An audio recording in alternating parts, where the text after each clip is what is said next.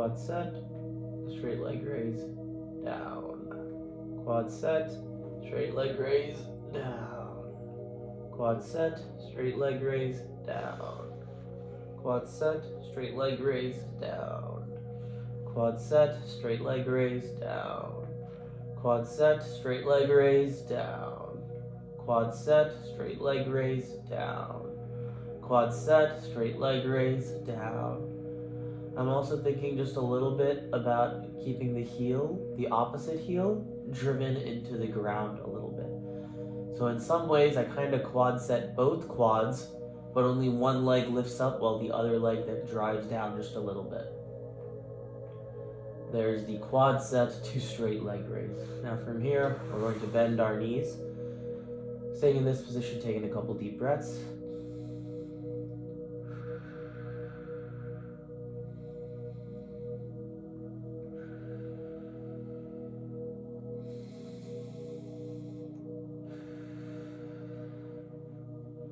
So here what I'm going to try to do is bring my heels closer to my butt and think of bringing my wrists closer to my shoulders. But I'm going to try to do this without really moving anything that much. You might not feel much. I'm looking more for the intent of your wrists coming closer to your shoulders without motion and your heels coming closer to your butt without motion. You should feel a slight sort of very mild contraction. Not a tensing up, but just a sort of tautness. Take some deep breaths through those. What you should feel in your legs is a little bit of your hamstrings maybe being lit up. And think about really breathing behind the knee. And with your back, you might feel your triceps kind of turn on a little bit, and maybe some of those upper neck muscles, maybe a little bit in your back. I want you to think about breathing through that spot in between your shoulder blades in your back that's in the ground.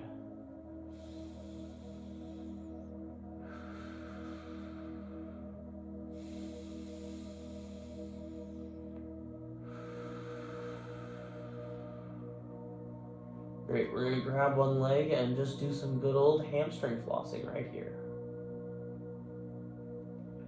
I try to think a little bit about keeping that other leg, again, not active or contracted, but I'm just kind of aware and applying a little bit of that intention of the heel to the butt to just keep that sort of hamstring activation turned on, or the hamstring tautness.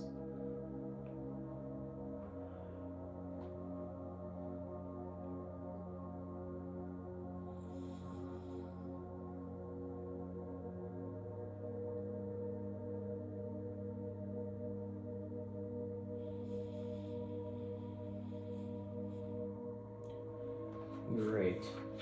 Now from here, I believe we're going to move into a good old iron cross briefly. So the legs straighten back out, arms out to the sides. And you're going to get the opposite arm and leg to try to touch while keeping the other two extremities down on the ground. So clearly I don't have much rotation here. I can't get the leg up driven that much, but that's okay. I'm just rotating across, trying to keep the opposite arm and leg down while reaching the other two towards each other. Or rather, I'm not really moving the arms. Let me clarify. The arms don't reach for the legs. The leg reaches for the opposite arm.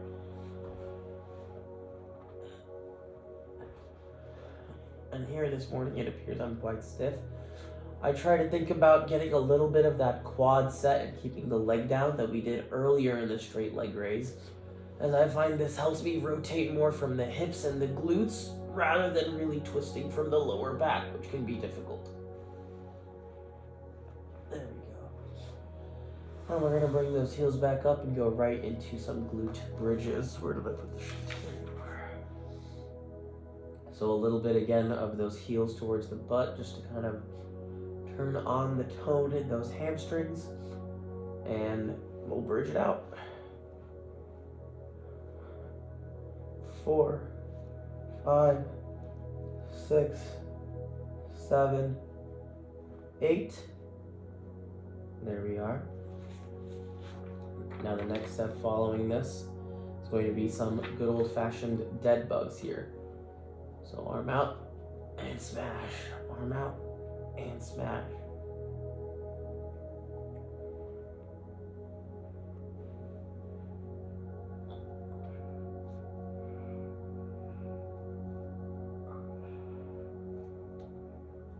on the other side.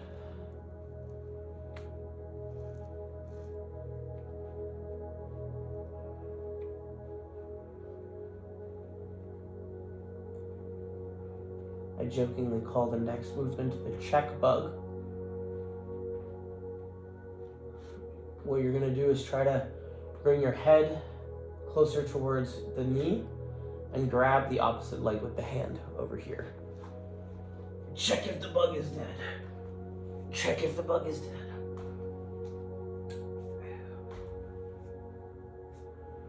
I find that while the previous dead bug helps you tap into those psoas muscles a little bit, those deeper core muscles, this sort of check bug helps you then integrate them with your oblique muscles. Apologies for the stuffy sound. I am a little under the weather here. Now following those two, because now I feel that the ab muscles are well turned on, following turning on the glutes, I'm going to try to think about coordinating the glutes and the hip flexors with that core. So we're going to go into, if you're able to do this, the modified single glute leg bridge is something more like this, or just on the ground. We're going to try to extend that top leg. 2, 3, 4, 5. And this one I'm just doing 5 for now.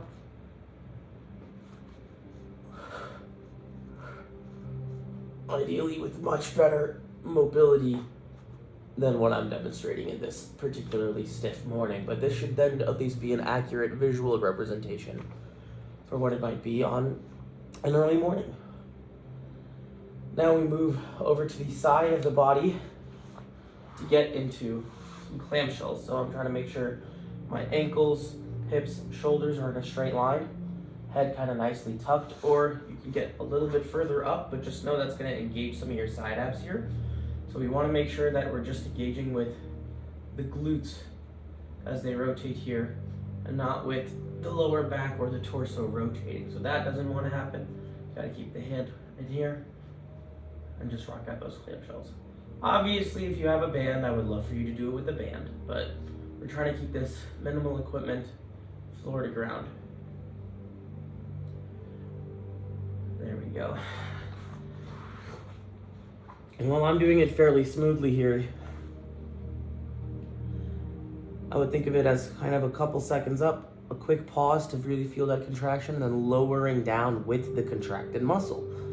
Because that's how we get the contracted muscle to behave under the length that it will be at when your femur or your thigh is sitting in front of your leg as compared to out here.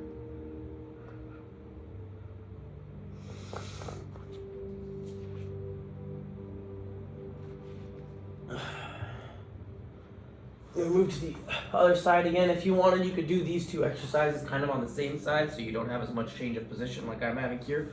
For this one, I like the back leg still bent a little bit. And then we're going to do some lateral leg lifts. I think about really kind of pulling off of the edge of the heel if there were a rope here.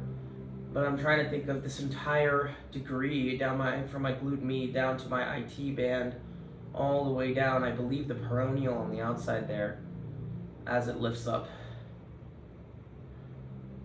One big unit, then I do a couple with the toes pointed outwards, for which you have to be careful that you are still staying in that plane of motion across your shoulders, hips, and ribs.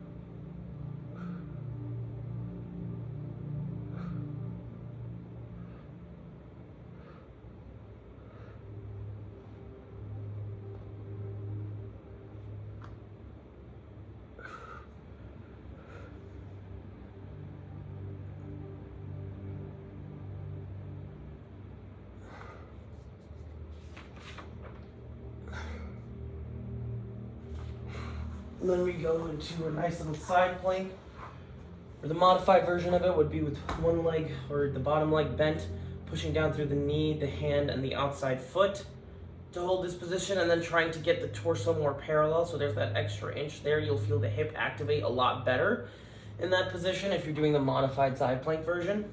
And then otherwise you come up fully here into the full side plank. So this is more of the straight line side plank. Ideally, we would want to progress or really be at the true side plank, which is here where the torso is more parallel with the ground, the other hand up. You can also place your fingers or palm down, which I find that helps stabilize the forearm a lot better.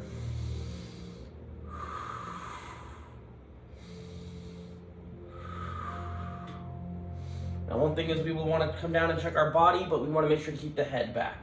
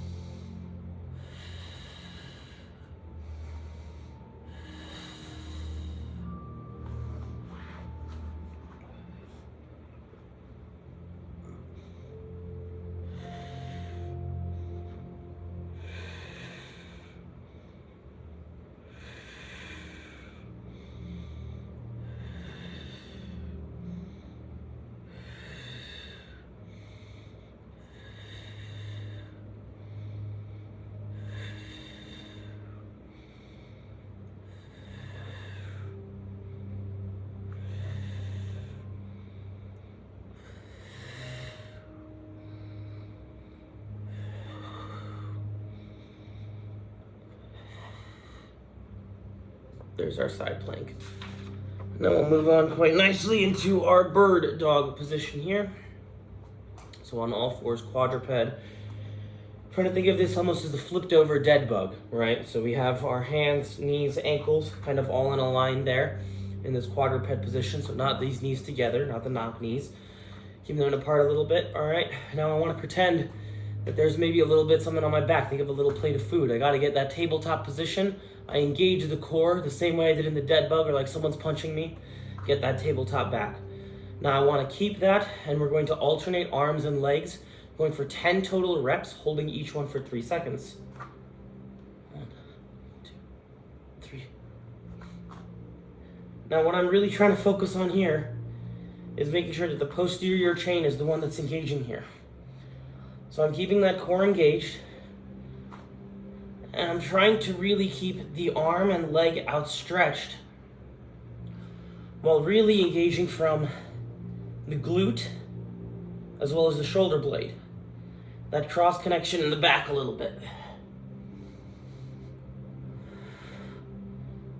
So that's where the height is what will really keep, eventual good activation and good engagement throughout the posterior chain.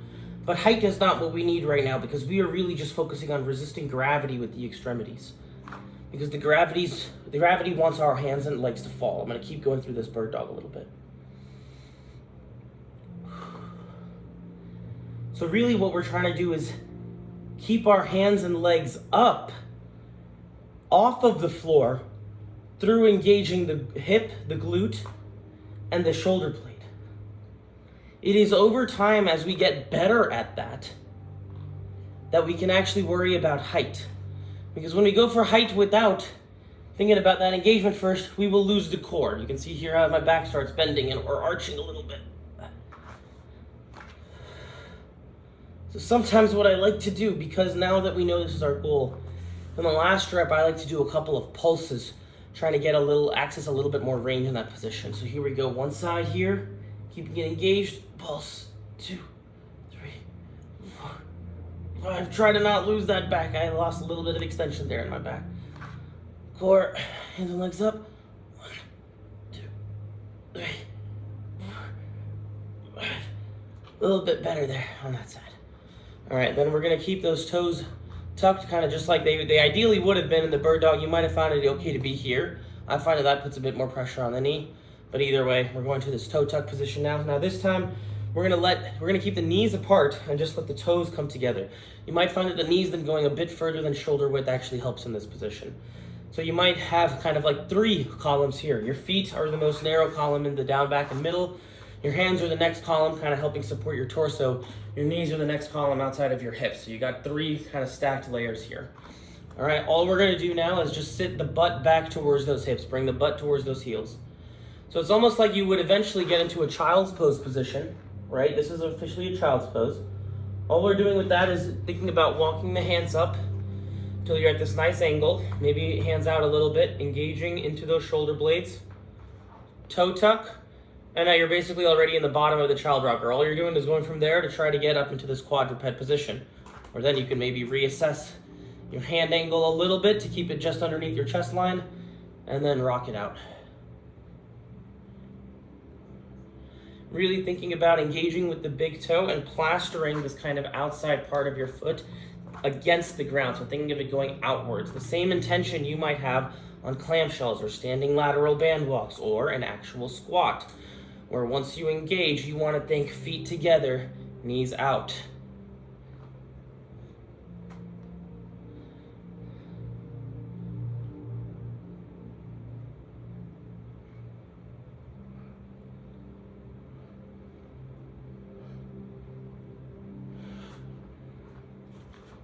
Alrighty, here we're gonna move into the bear plank position. So that's kind of going back into that bird dog quadruped position. And all we're doing here now is engaging that core and then thinking of the core lift and the foot drive as what is allowing the knee to come up off the floor. So the simple cue is lift the knees off the floor while you're in this position. Where I would like you to engage from is really focusing on the foot pushing down and the core helping lift up. So sometimes I find before starting an actual 20 or 30 second hold, just doing 10 little reps of it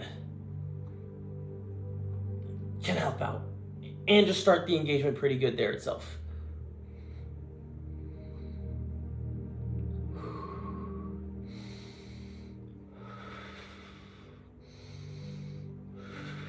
I start thinking about this at a certain point as pushing the ground away as well.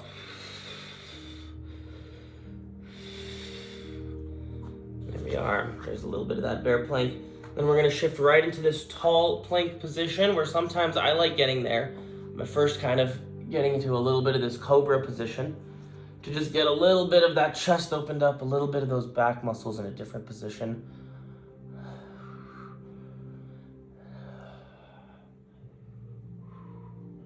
But then we'll move from there into this tall plank position where we can just hold that or widen the feet a little bit, go into, say, about 2 rotations on each side. I'm thinking of the chest really turning to face the side with the arm driving the motion while the hips are doing their best to stay squared and facing the mat. Then I'm going to inch rope up into a little bit of a downward dog. I can kind of stretch the calves out as I do that.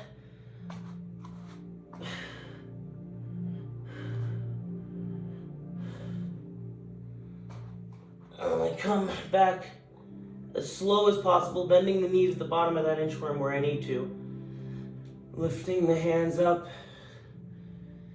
Trying to find a nice hinged position right here with the hands just above the knees on the thighs. And right here, we're going to go into a nice little outstretched position, trying to situate the hips back while the knees go apart.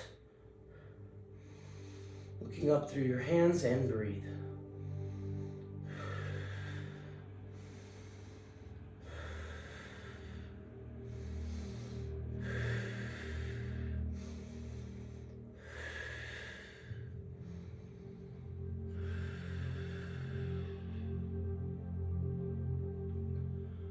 We're now fully in the standing position. You can take a couple steps. I like it this very kind of last little bit to try and just get a couple of calf raises. Now that you're in that full standing position, I'm just going to start them, and I would like you to as well. And the way that I just think about these is first, I start with I'm pushing the ground away, pushing the ground away, pushing the ground away. And then I move to my big toe helps push the ground away, helps push the ground away. Then I think of a little kind of spiraling line starting from my big toe, going up across the front of my foot, which then circles around my heel and goes kind of up my Achilles, up the inner side of my calf, till it's right behind my knee. The top part of my inner calf, the medial calf, right behind the knee, right about here.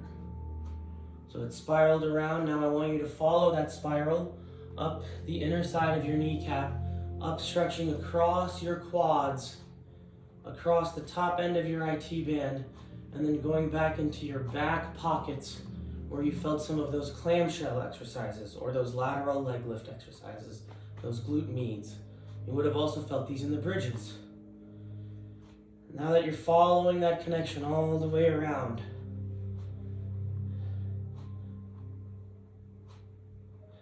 try to think of that entire spiral helping lengthen and reset the spring.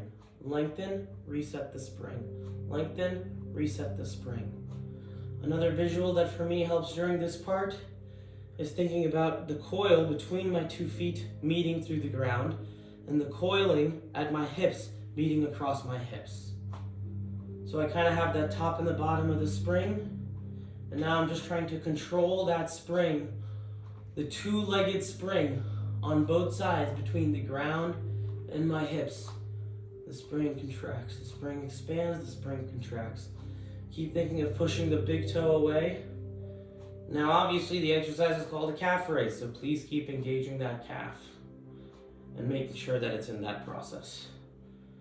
Now ideally you should be feeling, if you're able to think about these lines, you should feel a little bit of that connection from the big toe to engaging the calf to maybe even lighting up a little bit of that glute muscle. Just at the very, very tippity top of the calf raise. Maybe try finding a little extra squeeze at the top of that calf raise, and you might find a little bit of that glute connection. Anyways, you've now pumped up those legs pretty good to get that blood flow coming down, and that's the sit to stand routine.